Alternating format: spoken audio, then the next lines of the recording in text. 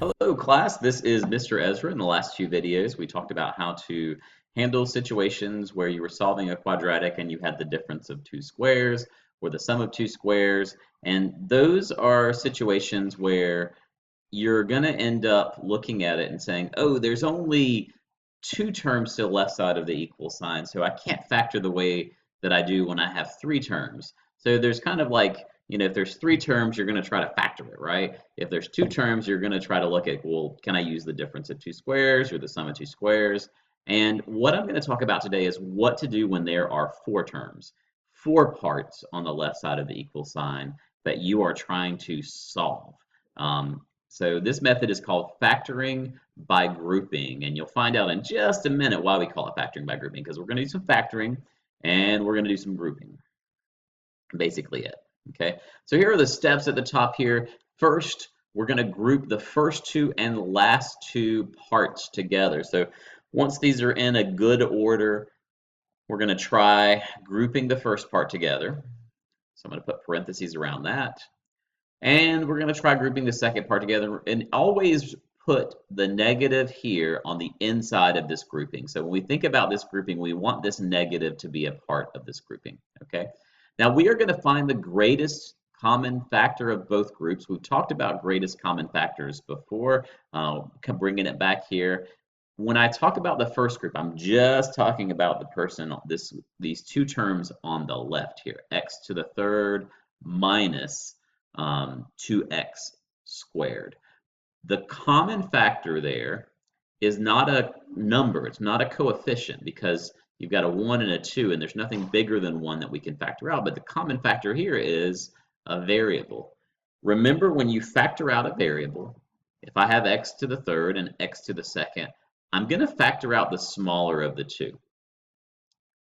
It will always work out to you can factor out the smaller two. So since there's an x in both parts, I factor out the smaller x, which is 2x squared. Now, you have to be good with division here. X to the third divided by x squared. Maybe we can come down here and think about this.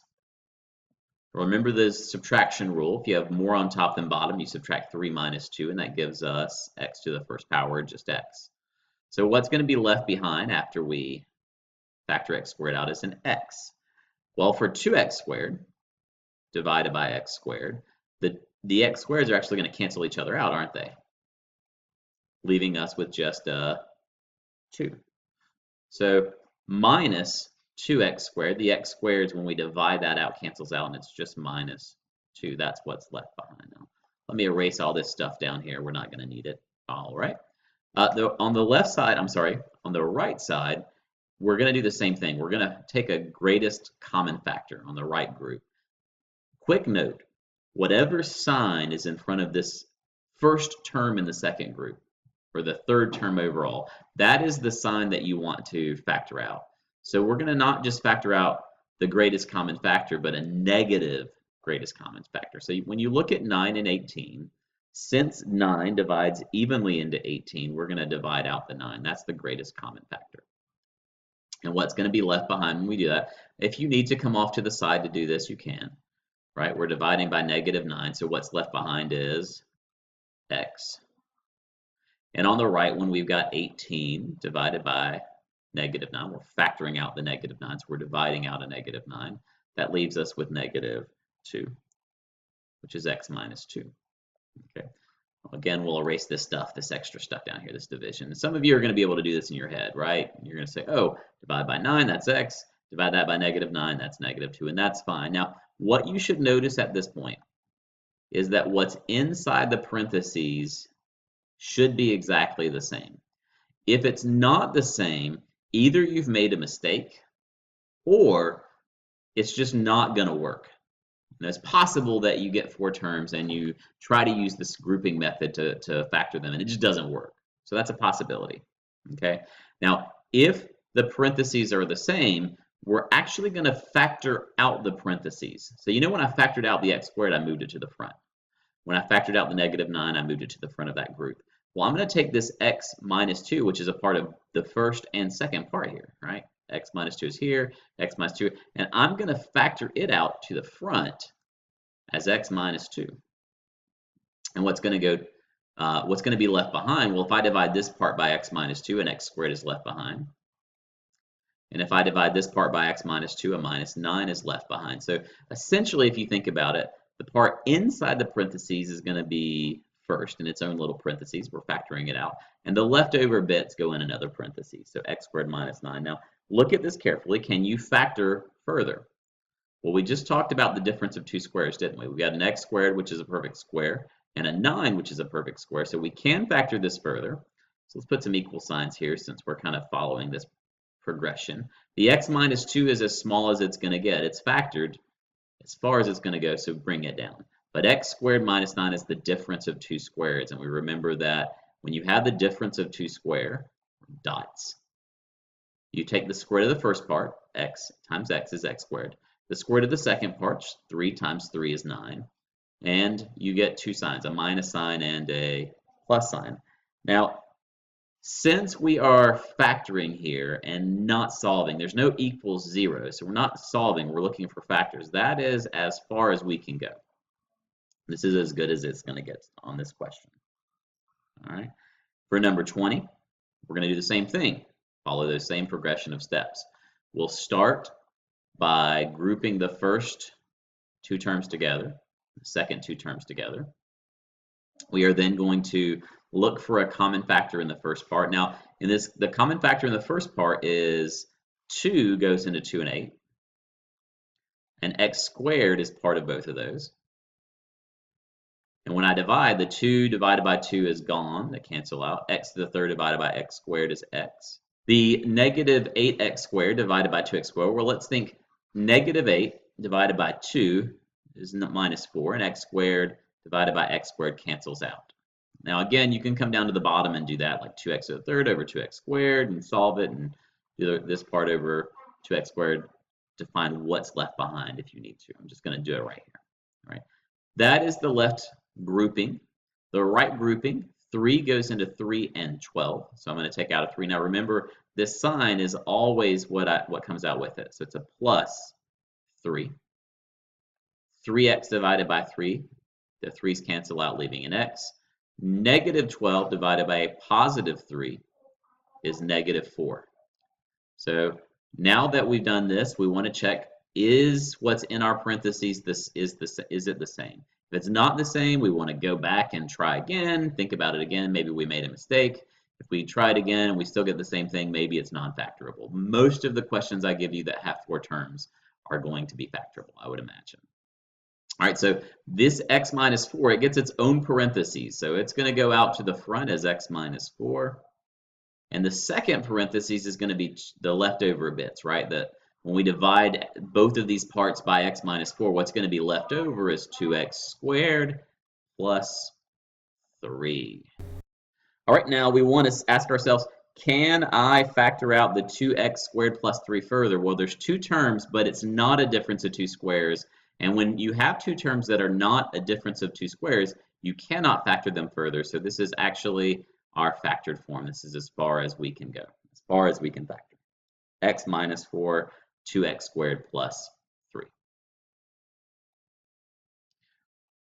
All right, let's look at question 21. And as a reminder, you can always pause the video, try the problem, see if you can do it on your own.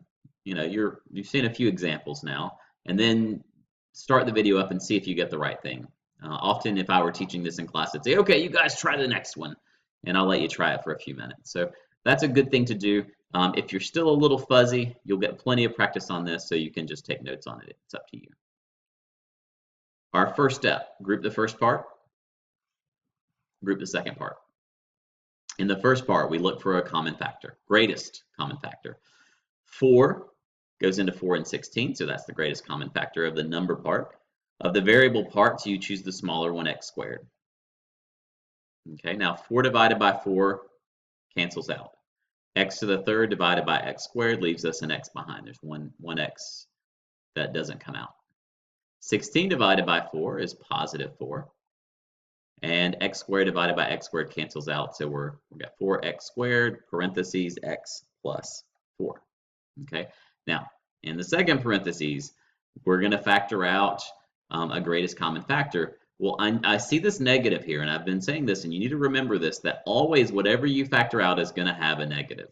Whatever this sign is, not always a negative, I'm sorry. It's always whatever sign is the third term or the first part of your second grouping. That's your sign here. So we know we have to get a negative something out. Got to be a negative something. And I start looking at 1 and 4, and I say, well, there's not a common factor bigger than 1. And I look at the x's and the x, and there's not 1 in both parts. So really, I can't factor anything out here other than a negative 1. And in factoring by grouping, you have to factor something out. Whether it's a positive 1 or a negative 1, it has to be something. It has to be the greatest common factor. Well, in this case, the greatest common factor between these two terms is the negative because of this sign here and a 1, because there's nothing bigger than 1 that goes into both evenly. And that is okay. Now, when you divide by negative 1, what happens, right? The only thing that happens is the signs change. So this is going to become a positive x and a positive 4. We then look and ask ourselves, did we get the same thing in the parentheses? And we did. They're both x plus 4. So we take that x plus 4 out to the front in its own little parentheses. And the leftover bits, once we divide that x plus 4 to the front, go in the second parentheses, 4x squared minus 1. Now I see a perfect square minus a perfect square. So this is the difference of two squares. We can factor further. The x plus 4 is as good as it's going to get. We can't take that one out any further, but the 4x squared is the difference of two squares. 2x times 2x is 4x squared. 1 times 1 is 1. A lot of people have trouble. They forget 1 is a perfect square, but it is. 1 times 1 is 1. And then the signs, we're going to have a negative sign and a positive sign. That's the pattern that you have to get used to with these problems that have the difference of two squares. Now that we have now that we have 3 terms that each are all the way down as factors as we can get, we circle it, we're good. Okay, we can't go any further with this problem. Our last question is a solve problem. We haven't seen one of those with grouping today, but we're going to see it with this solve problem here. So we have 4 terms on the left and a 0 on the right. I do kind of want to make a little note here and remind you that for any of these factoring methods, generally speaking, you need a 0 on the right. So if we had like x to the third minus x squared minus 4x equals negative 4, well, we'd have to add that 4 over to the left to get 0 on the right. If you're solving, you need a 0 on the right for the most part. There are some strategies that you don't have to do that, but most of the factoring strategies require that. So since this has already got a 0 on the right, we're just going to focus on factoring first. Right? So when I'm factoring on the left side, I see 1, 2, 3, 4 terms. That is my indication that I'm going to use grouping. Group the first 2 and the second 2 together. When I group the first 2 together, the part that factors out is an x squared, because it's between the 2x parts to 2x terms, it's the smallest. There's no number part that's going to factor out. Well, x to the third divided by x squared is x. X squared divided by x squared is 1. We got this minus sign here, so we're going to have minus 1. Okay, now remember this sign always gets factored out. A 4 goes into both parts, so we're going to divide out a 4. And what's left behind after we divide by negative 4 is going to be x minus 1. Negative 4x divided by negative 4 is x. 4 divided by negative 4 is negative 1. Well, we're doing well because the part in the parentheses here is exactly the same, and this method doesn't work unless it is exactly the same. So I'm going to pull that out to the front, and the other leftover bits, x squared minus 4, go in the other parentheses.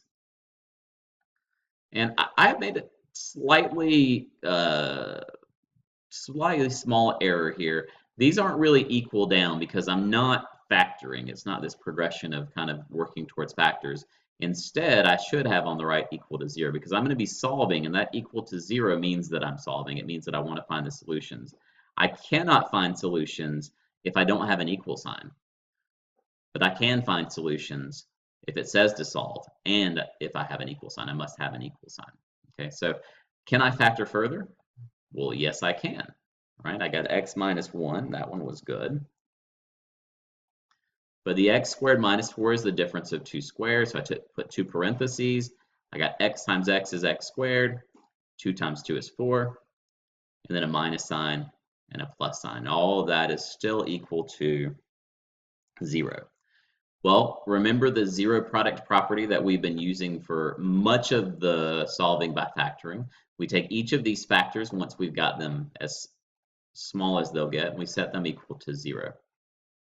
And that's going to give us all of our what we call roots, or what we sometimes call solutions, or what we sometimes call zeros.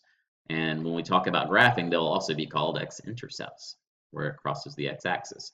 Right, so for x minus 1 equals 0, we get x equals 1. For x minus 2 equals 0, we get positive 2. For x plus 2 equals 0, we subtract that over to get negative 2. So those are all one-step equations where we're just going to add or subtract over. I like for you to come off and put all three of your answers together, 1, 2, and negative 2. Again, I get this question often.